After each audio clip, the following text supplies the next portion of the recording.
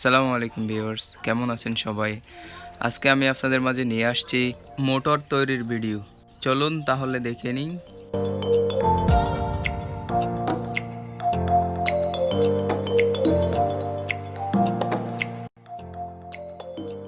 আমি আগেই বোতলের কাপগুলা কেটে রেখেছি, ভিডিও যাতে শর্ট হয়।